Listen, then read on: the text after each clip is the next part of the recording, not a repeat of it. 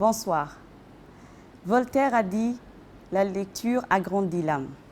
Et un certain Joseph Addison pense que la lecture est pour l'esprit, c'est que l'exercice est pour le corps. Fin de citation. Moi, je pousserais un peu plus l'idée selon laquelle la lecture est pour l'âme, ce que la nourriture est pour le corps. Bienvenue dans Mots d'ici et d'ailleurs, votre nouvelle émission littéraire et culturelle. Cette émission vous a été proposée dans une action conjointe entre le ministère de l'Éducation nationale et de la formation professionnelle, d'une part, et d'autre part, le ministère de l'Information et des Télécommunications par le biais de la direction de la RTD. En quoi consiste cette émission? Elle consiste à inviter un auteur djiboutien à venir présenter son œuvre pour nous donner envie de la lire, mais aussi pour nous permettre de la critiquer. Alors, quels sont les objectifs de cette entreprise? D'abord, donner le goût de la lecture aux élèves. Deuxièmement, parler des œuvres des auteurs djiboutiens et des œuvres au programme. Et enfin, valoriser les écrits des écrivains djiboutiens d'expression française. Et pour notre première, nous avons invité le poète le plus célèbre du pays, Monsieur Cheikh Ouatta, ici présent. Monsieur Ouatta a publié un recueil de poèmes intitulé Les corps sales, publié au début de cette année 2022. Nous allons en parler avec lui, 2 ou 3 œuvres de ce grand auteur. Nous serons également rejoints par une autre personnalité, plus tard. Mais d'abord, intéressons-nous à la biographie de notre invité. Bonjour, Monsieur Ouatta. Bonjour. Vous êtes un poète nomade. Vous êtes auteur de plusieurs recueils de nouvelles et de poèmes. Vous avez tenté de livrer pendant une vingtaine d'années à travers vos ouvrages, votre expérience et votre vision de la Corne d'Afrique, considérée comme l'un berceau de l'humanité. Après avoir servi au sein du système des Nations Unies, vous avez travaillé dans l'administration de votre pays, la République de Djibouti, où vous avez occupé successivement d'importants postes de responsabilité. Vous êtes né à Bourita, vous êtes issu d'une famille de pasteurs nomades, vous êtes docteur en psychologie clinique et en ethnopsychiatrie, n'est-ce pas? Vous avez exercé quelque temps au sein du programme des Nations Unies pour le développement, le PNUD, et actuellement vous êtes, d'abord vous avez travaillé depuis 2007 comme secrétaire général de la faculté de médecine. Ensuite, maintenant, vous êtes actuellement conseiller technique du président de la République. Maintenant, je voudrais parler des prix que vous avez reçus. Vous êtes lauréat du prix du Centre culturel français Arthur Rimbaud en 1997. Prix Albert Bernard de l'Académie des sciences d'Outre-mer pour l'ensemble de son œuvre en 1999 et bien sûr mention spéciale du prix francophone international de la poésie à Montréal en 2022. Bienvenue, Monsieur Ouatta. Christophe Bacon, philosophe, a dit « La lecture épanouit l'homme, les discussions l'enrichissent ». Passons maintenant, si vous le voulez, à la discussion. Très bien. Première question. Vous êtes un écrivain des plus prolifiques. Analyser votre œuvre dans une seule émission est impossible. Nous allons décortiquer le temps d'une émission votre dernière œuvre, si vous le permettez. Bien sûr, nous allons évoquer aussi les autres œuvres. Vous avez publié Les corps sales en 2022. Voilà un titre qui étonne. Dites-nous ce que renferme ce titre. Très bien. D'abord, merci beaucoup pour cette invitation. Je crois qu'avant de répondre directement à votre question, je voudrais surtout remercier et féliciter le ministère de l'Éducation nationale ainsi que ses cadres pour avoir pris cette initiative qui met en avant les auteurs djiboutiens et leurs œuvres. Je crois que c'est une excellente initiative et cela doit être salué parce qu'un écrivain sans public, un écrivain sans lecteur est un écrivain qui reste silencieux. Même s'il produit des livres, même s'il génère une écriture, je pense qu'il a besoin d'un public. Le public est restreint, mais avec cette émission, je suis certain que les Djiboutiens auront connaissance de leurs auteurs. Et en plus, comme certains auteurs sont déjà au programme, cela participe effectivement à la promotion de la littérature djiboutienne. Donc le titre, effectivement, c'est un titre choc, c'est un titre qui ne laisse pas dépourvu, qui ne laisse pas indifférent le lecteur. Je pense que le titre aussi, c'est une porte d'entrée dans l'œuvre de l'auteur. Et généralement, on ne dit pas je vais écrire un livre sur ça, mais le titre vient généralement à la fin. Donc une fois que l'écriture est terminée ou en cours d'écriture, on peut penser au titre. Ou encore, le titre peut être choisi avec l'éditeur, qui est quelqu'un aussi qui participe à la fabrication du livre. Donc ce titre, pour moi, c'est un titre qui doit interpeller les gens dès le départ, parce qu'il doit permettre l'accès au livre. Bon, on peut lire la 4e page du livre, mais en même temps, je pense que le premier contact, c'est ce titre-là. Alors, qu'est-ce qu'il renferme? Il renferme 3 choses, 3 dimensions importantes. Parce que quand on parle de décor, cela veut dire que l'écriture s'intéresse à 3 champs. Le corps conçu ou perçu comme champ de violence. Le corps perçu aussi comme champ de déconstruction. Le corps perçu aussi comme source ou conséquence des souffrances.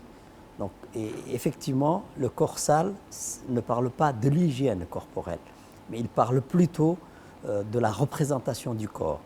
Et en même temps, du corps réel qui est charcuté, qui est dépecé, qui est découpé. Donc, le corps est effectivement mutilé. Donc, je voudrais parler de cette mutilation. Et en même temps, je voudrais parler, et ce titre le renferme, le corps aussi est représenté. Et généralement, quand on dit sale nègre, sale arabe, on ne parle pas de la saleté de l'hygiène corporelle. On veut parler aussi de l'humiliation de l'autre. On veut aussi dire que l'autre n'existe pas. L'autre est renié dans son corps, dans son physique, dans son identité. Donc voilà les différents aspects dont je parle. Et effectivement, dans cette œuvre-là, je voudrais parler des mutilations que subissent les femmes, des violences que subissent les femmes, des violences que subissent les corps en général. Merci. Dans la première partie de l'œuvre, vous évoquez les douleurs justement des jeunes filles, tantôt de celles qui se jettent corps et âme sur les routes de l'exil, tantôt de celles qui subissent l'excision et souffrent le martyre toute leur vie, et aussi celles dont le corps en dit long sur leur vie de détresse, de malheur et de discrimination. Vous êtes particulièrement satirique, mais le pathos prend le dessus. On vous sent très fataliste. Donc je vais sur la page 27. Que les aujourd'hui des femmes n'ont connu ici d'autres aujourd'hui, ne portant pas mieux des souvenirs orangés. Ô petites sœurs au cœur infibulé, le temps n'a rien donné aux tempes. Lourdes du temps pharaon mutilateur, nos preuves sont des barques chavirées. Pourquoi ce désespoir? Alors, je pense qu'il n'y a pas de... Pour moi, il n'y a peut-être pas de... D'abord, il faut parler de pathos. Pathos, c'est tout ce qui est pathologie. Alors, peut-être c'est une déformation professionnelle. Je suis psychologue de formation. J'évoque les mots. Dans tous les cas, ce sont des douleurs. Ce sont aussi, que ce soit physique, que ce soit aussi sur la route de l'exil, que ce soit à l'intérieur de l'exil. Je pense qu'il y a des problèmes dont il faut parler. Et après, vous parlez du fatalisme. Je pense que c'est plutôt... je ne suis pas fataliste et quelque part, je voudrais lancer un cri. Et ce cri, on peut le lancer de plusieurs façons. Et vous savez que quand on commence à se dire pourquoi je ne suis pas comme ça, pourquoi je n'obtiens pas ceci, la question du pourquoi n'a pas de sens. Et c'est elle qui fait le désespoir. Alors que la question de comment donne sens. Et effectivement, ici, je voudrais parler de l'exil, je voudrais parler des violences.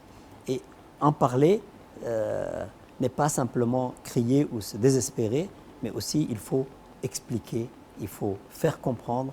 Et c'est vraiment une compréhension que je voudrais, une prise de conscience sur ces problèmes-là que je voudrais apporter avec mes textes, avec mes mots. Et quelquefois, ces mots sont des mots qui sont assez durs. Et parce que ce dont on parle sont vraiment des choses, des problèmes, des mots qui sont eux-mêmes très violents, très durs. Donc, en quelque sorte, vous êtes engagé. Oui, c'est un engagement, parce que ce n'est pas simplement des problèmes sociaux, mais c'est des problèmes qui entament la vie entière des femmes, quand on parle des mutilations sexuelles génitales. Ce n'est pas simplement une fois, ce n'est pas simplement 2 fois, mais c'est tout au long de sa vie que la femme va souffrir. Et il faut mettre les mots, M-O-T, Oui, sur ces mots. mots. Et d'une certaine manière, on ne peut pas simplement décrire, expliquer, mais il faut aller au-delà.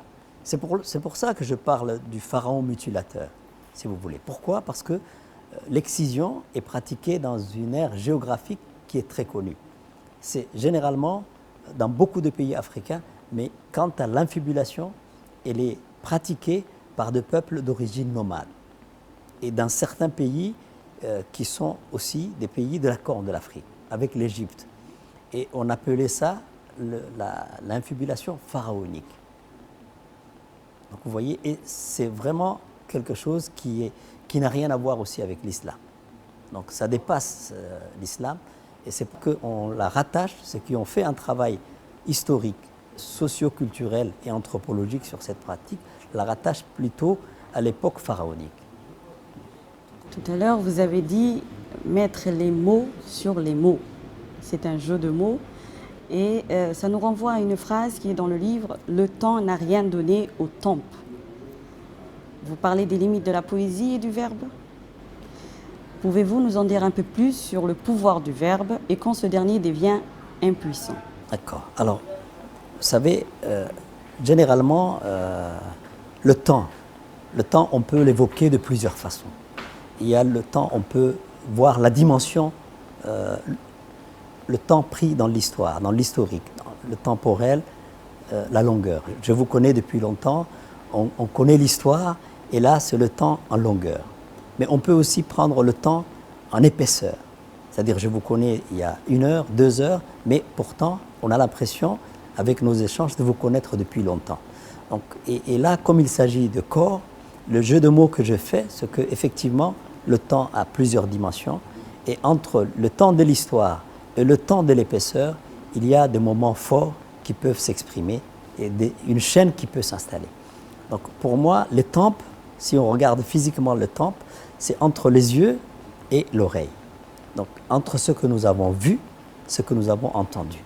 Ce que nous avons entendu est plus ancien de ce que nous avons vu. Donc quelque part, je voudrais dire que malgré tout ce que nous avons entendu, malgré tout ce que nous avons vu, nous continuons à pratiquer cette violence sur les femmes. Donc, et comme je le disais tout à l'heure, c'est aussi une infibulation qui est imposée depuis le temps pharaonique. Donc là, ça prend du temps. Mais en même temps, c'est une impatience. Le verbe ne suffit pas.